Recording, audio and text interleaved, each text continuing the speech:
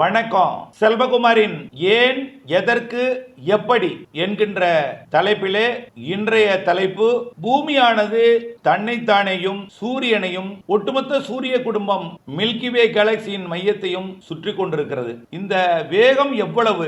இத்தனை கிலோமீட்டர் வேகத்தில் சுற்றினாலும் நாம் ஏன் உணர முடியவில்லை? நமக்கு ஏன் அது தெரிவதில்லை? இந்த கேள்வி என்னுடைய வகுப்பு மாணவர்கள் இன்றைக்கு மதியம் கேட்டது. இதுல ஏற்கனவே நான் விளக்கம் கொடுத்துட்டேன். இந்த சந்தேகம் நிறைய பேருக்கு இருக்கும். அவர்களுக்கு இதை கொடுக்கலாம் என்கின்ற விதத்திலும் தொடர்ந்து இதை மாணவர்களுக்கு மேலும் புரிதலுக்காக சில கூடுதல் தகவலுடன் இதில் இணைத்து சொல்ல இருக்கிறேன். சரி, பூமி நமக்கு தெரியும். பூமி சூரிய குடும்பத்தில் ஒன்று. சூரிய குடும்பத்தில் இருக்கக்கூடிய 8 கோள்கள்ல பூமி ஒரு கோள். பூமிக்கு துணைக்கோள் சந்திரன். பூமி தன்னைத்தானே சுற்றுகிறது என்பதெல்லாம் உங்களுக்கு தெரியும். இந்த தன்னைத்தானே 23 டிகிரி சாய்வாக தன்னைத்தானே சுற்றி கொண்டு 23 டிகிரி சாய்வாக சூரியனையும் சுற்றி வருகிறது. தன்னைத்தானே சுற்றுவதற்கு ஒரு நாள் எடுத்துக்கொள்ளும். சூரியனை சுற்றுவதற்கு ஓராண்டு. உங்களுக்கு எல்லாமே இதெல்லாம் தெரிந்த ஒன்றுதான். இதுல எந்த ஒரு இது இல்லை. சரி, எவ்வளவு வேகத்தில் சுத்துது? இப்போ ஒவ்வொன்றுக்கும் ஒரு வேகம் இருக்கும். உங்களுக்கு புரியும். கார் 120 கிலோமீட்டர் வேகத்தில் பயணிக்குது மணிக்கு அப்படின்னு நம்ம சொல்றோம். அதே போல பூமி தன்னைத்தானே சுத்துது. பார்த்தீங்களா? அது எவ்வளவு வேகத்தில் சுத்துது? சரி, பூமி சூரியனை சுத்துது அல்லவா?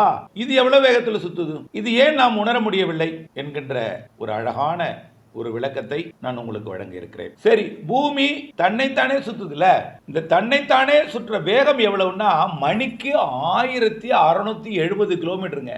மணிக்கு. அப்போ யோசிச்சு பாருங்க, ஒரு 340 கிலோமீட்டர் 350 கிலோமீட்டர் வேகத்துல போகக்கூடிய புல்லட் ரயில் கண்ணுமைக்கு நேரத்தில் ஓடுது. அப்படி அந்த புல்லட் ரயில் எல்லாம் விட எத்தனை மடங்கு? 400 வச்சா கூட 4 மடங்கு வேகம். புல்லட் ரயிலை விட 4 மடங்கு வேகம் அதிகம். மணிக்கு 1670 கிலோமீட்டர் வேகத்துல, மணிக்கு 1670 கிலோமீட்டர் வேகத்துல பூமி தன்னைத்தானே சுத்துது. தன்னைத்தானே. இந்த 1670 கிலோமீட்டர் மணிக்கு சுத்துறதுனாலதான் 24 மணி நேரத்தில் அப்ப எவ்வளவு சுத்தம்? இதனாலதான் இரவு பகல் ஏற்படுது. அதோட விட்டம் எவ்வளவு? இதெல்லாம் நம்ம கற்பனை செஞ்சு பார்க்க. சுற்றளவு எவ்வளவு? 1670 கிலோமீட்டர் வேகத்துல சுத்தக்கூடிய இந்த பூமி சூரியனை எவ்வளவு வேகத்தில் தெரியுமா சுத்து? அதோட நீள்வட்ட பாதையில 1,07,000 கிலோமீட்டர் பெர் ஹவர். மணிக்கு 1,07,000 கிலோமீட்டர் வேகத்துல சூரியனை நீள்வட்ட பாதையில் சுத்துது. இப்ப சூரியனை ஒரு சுத்து நீள்வட்ட பாதையில் சுத்துறதுக்கு 1 வருஷம் ஆகும். 1 மணி நேரத்துக்கு 1,07,000 மன்னிக்கவும் 1,07,000 கிலோமீட்டர் வேகத்தில் பயணிச்சாதான் இந்த சூரியனின் நீள்வட்ட பாதையை ஓராண்டில் கடக்க முடியும். மணிக்கு 1,07,000 கிலோமீட்டர் வேகத்தில் சூரியனை நீள்வட்ட பாதையில் சுற்றி கொண்டிருக்கிறது. அப்போ ஒரு நாளைக்கு எவ்வளவு, ஒரு ஆண்டுக்கு எவ்வளவு, அப்ப அதோட சுற்றுப்பாதை எவ்வளவு? யோசிச்சு பார்க்க. எவ்வளவு வேகத்தில் சுத்துது? தன்னைத்தானே சுற்ற வேகம் 1670 கிலோமீட்டர் மணிக்கு. சூரியனை சுற்றக்கூடிய அந்த நீள்வட்ட பாதையில் பயணிக்கக்கூடிய வேகம் 1,07,000 கிலோமீட்டர் மணிக்கு. அப்புறம் இந்த சூரிய குடும்பம் இருக்குல்ல, நிறைய இப்ப வானத்தில் பார்ப்பது எல்லாமே நட்சத்திரங்கள். அவை சிலது மின்னுவதெல்லாம் சூரியன்கள். அதாவது நம்முடைய பூமிக்கு தலைவராக இருக்கக்கூடிய சூரிய குடும்பம், அந்த சூரிய குடும்பத்திற்கு தலைவர் சூரியன். இது அருகில் இருக்கக்கூடிய நட்சத்திரம். இதுதான் மிக அருகில் இருக்கக்கூடிய நட்சத்திரம். சூரியன் தான் நமக்கு மிக அருகில் இருக்கக்கூடிய நட்சத்திரம். நிறைய மினுக்கு மினுக்கு மினுக்கு மினுக்குன்னு இருக்கு பாத்தீங்களா? அது எல்லாமே ஒவ்வொரு சூரியன்கள். மினுக்காம அப்படியே பிரைட்டா எரிஞ்சிட்டே இருக்கு பாத்தீங்களா? அதெல்லாம் சுய ஒளி இல்லாத சூரிய ஒளியை பிரதிபலிக்கக்கூடிய கிரகங்கள். சுய ஒளி இருக்காது. இப்ப சந்திரனுக்கு சுய ஒளி இருக்கா? இல்ல. சூரிய ஒளியை பிரதிபலிக்குது. இப்போ பிற கோள்கள் இருக்கு, சுய ஒளி இருக்கா? 8 கோள்கள் இருக்கு, சுய ஒளி இருக்கா? இல்ல. சூரிய ஒளியை பிரதிபலிக்கிறது. புரியுதுங்களா? சனி, யுரேனஸ், நெப்டியூன் எல்லாமே, வியாழன் எல்லாமே பிரதிபலிக்கிறது சூரிய ஒளியை. இதெல்லாம் சூரியன் கிடையாது, நட்சத்திரம் கிடையாது, அதெல்லாம் கோள்கள். வானத்தில் மின்னிக் கொண்டிருக்கும், அதாவது விளக்கறிவது போல ஒரு அசைந்து கொண்டிருக்கூடிய, மின்னி ஜொலித்து கொண்டிருக்கூடிய பிரைட்டா இருக்கிறது கோள்கள். மின்னிக்கொண்டே இருக்கும். ஒளி வீசி கூடிய ஆஃப் ஆய் அணைஞ்சிட்டு ஒரு மாதிரி, அது எல்லாமே ஒரு அகல் விளக்கு போல நெளிந்து வளைந்து அப்படியே இருக்கும். அதெல்லாம் சூரியன்கள். அது வெவ்வேறு குடும்பம், மிக தொலைவில் இருக்கிறது. இன்னும் அதெல்லாம் போய் கண்டுபிடிக்க முடியல. சூரிய குடும்பத்தில் அடுத்த இருக்கிற போறதுக்கோ சூரியனை தொடுவதற்கோ இன்னும் முடியாத, இன்னும் போயிட்டே இருக்கும். ஆக இந்த அண்ட வெளியில பல சூரிய குடும்பங்கள் இருக்கிறது. இந்த பல சூரிய குடும்பங்கள் இணைந்ததுதான் கேலக்சி. இந்த கேலக்சி மில்கியோட மையத்தை வைத்து இந்த சூரிய குடும்பம் அப்படியே சுத்துது. இந்த செட்டிங் இப்போ சந்திரன் பூமியை சுத்துது, சந்திரன் பூமியை சுத்துது, சந்திரனும் பூமியும் சேர்ந்து சூரியனை சுத்துது. இந்த சூரிய குடும்பம் அப்படியே இந்த மில்கி வே கேலக்சியை சுத்துது. அது எவ்வளவு வேகம் தெரியுமா? ஒரு மணிக்கு 8,28,000 கிலோமீட்டர். மணிக்கு 1,08,000 கிலோமீட்டர் வேகத்தில் சுத்திட்டு இருக்கு. இது ஏன் நமக்கு உணர முடியவில்லை அப்படின்னு பார்த்தீங்கன்னா, இப்போ ஒரு பேருந்துல போயிட்டு இருக்கோம். பேருந்து எப்படி இருக்கும்? காற்றை கிழித்து கொண்டு பயணிக்கும். எந்த வாகனமாக இருந்தாலும் நம்ம ஒரு வாகனத்துல போகும்போது காற்று மண்டலத்துல போகுது, தரை மேல் ஓடுது, காற்று கிழிச்சிட்டு போகுது. காத்து மேல ஒரு பிளைட்டோ இல்ல ரயிலோ இல்ல பேருந்தோ இல்ல காரோ ஏதோ மாதிரி இருக்கு. மரங்கள் எல்லாமே, மலைகள்லாம் அப்படி பின்னோக்கி நம் எந்த திசைக்கு போறோமோ எதிர் திசையில எல்லாம் போயிட்டே இருக்கும். ஏன்? நாம போறது காற்று மண்டலத்துல போறோம், தரை மேல போறோம்.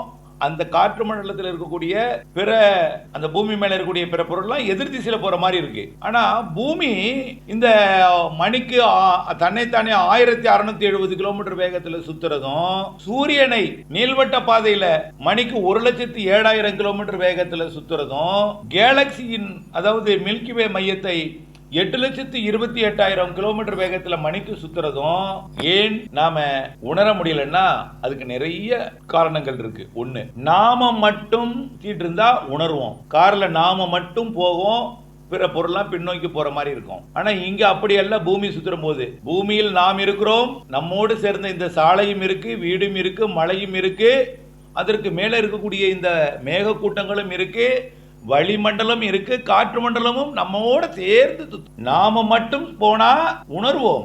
நம்மோடு இணைந்து இந்த பூமியில் இருக்கக்கூடிய அனைத்தும் சுழலும் பொழுது நாம் உணர முடியாது. காற்று மண்டலம், மேகம், ஒட்டுமொத்த இந்த பூமியில் இருக்கக்கூடிய அனைத்துமே நம்மோடு சேர்ந்து இந்த பூமியை தன்னைத்தானே சுத்தும் பொழுதும், சூரியனை சுற்றும் பொழுதும் நம்மோட சேர்ந்து பயணித்துக் கொண்டிருக்கும் பொழுது அதை நாம் உணர முடியாது. எங்க இருந்து பார்த்தா உணரலாம் தெரியுமா? அதை பார்க்கலாம். இந்த பூமியை விட்டு இந்த சர்வதேச விண்வெளி நிலையத்துக்கு போனீங்கன்னா அங்கிருந்து பூமி சுத்துறத பார்க்கலாம். அது எவ்வளவு வேகத்தில் சுத்துறது ரொம்ப அற்புதமான ஒரு காட்சியா இருக்கு. நம்முடைய காற்று மண்டலத்தை விட்டு வெளியில போய் ரொம்ப தூரத்துல இருந்தா கூட சின்னதா தெரியும் பூமி பந்து. நம்ம எவ்வளவு புவியீர்ப்பு விசையை விட்டு விலகி போறோமோ அந்த எல்லையை விட்டு கொஞ்சம் போய் இந்த பூமி பந்தை மிக பெரிதாக, எவ்வளவு பெரிதாக நெருக்கத்தில் இருந்து பார்க்கிறோமோ, புவியீர்ப்பு விசையை விட்டு எதிர்த்து போய் ராக்கெட்ல போய் பார்க்கிறோமோ அந்த அளவுக்கு கொஞ்சம் நெருங்கி இருக்கும். பார்க்கும் பொழுது அது சுத்துறத நீங்க பார்த்தீங்கன்னா அவ்வளவு அற்புதமாக இருக்கும்.